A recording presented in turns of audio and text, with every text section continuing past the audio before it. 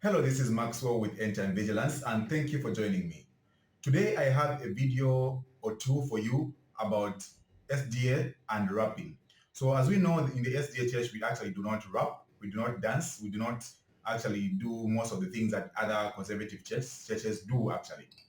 But if I told you that we have SDA rap these days and people do rap in the SDA church, you would say no until you see the video that I'm going to show you. So without wasting much time, let's go direct into the video. Joyful, Lord, we adore thee, and in my life I put none before thee, 'cause since I was a youngster I came to know that you was the only way to go. So I have to grow and come to an understanding that I'm down with the king, so now I'm the man.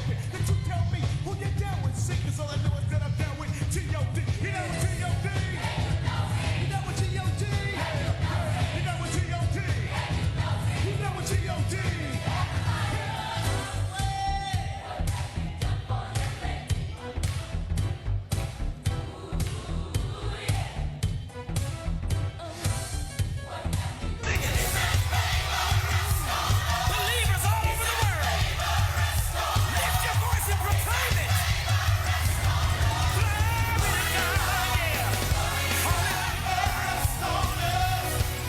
Edmund said it best. He said we have to stop demonizing things that we haven't seen before. Too much movement, too loud, not church music, all those things. It's really a blessing that we're even still in church. Our church was founded on young people. 1844, that whole movement, young people came together and said, you know what? Change it up, flip the script. That's why we're here. So I'm excited for the next generation to come. And when you see things that you haven't seen before, don't demonize it.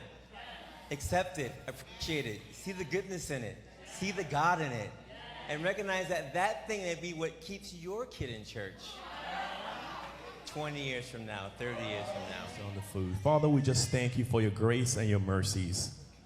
Tonight has been such a blessing, and we've been blessed tremendously. I pray, Lord, you'll bless all the participants and you'll bless their families. Continue to be with our young people, oh Lord. Let them continue to persist. Let them continue to go forward, Lord, even in the midst of adversity. Today is a testament of the goodness and the mercies of God. So as you can see in this video, the people in the video were actually emulating the likes of Janet Jackson and other worldly singers, and they were singing in the church. And at the top of it all, in the end, the justification was that the SDA church was started by young minds who came together stating that they would want to light it up, as they put it. Now, they are not wrong by stating that the SDA church was started by young minds, but the young minds were different from the minds that we have these days, because those young minds had the goal to worship God. They put in all their energy, all their might, all their mind to worship God, and that was the goal of everything that they did. Unlike the young minds that we have today that emulate worldly people. Therefore, there is a big difference on that. And therefore, just because the young minds of the olden days were the ones that were leading the church does not mean that the young minds of today are supposed to lead the church in the way that they feel. There is a standard in which we are supposed to worship God and we are supposed to stay in God's presence.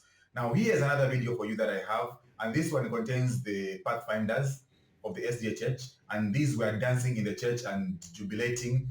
I know you might say that probably it was because maybe it was a happy occasion, but yes, it was a happy occasion, but in the presence of God, we are supposed to deal with things in a certain way. So here's a video for you.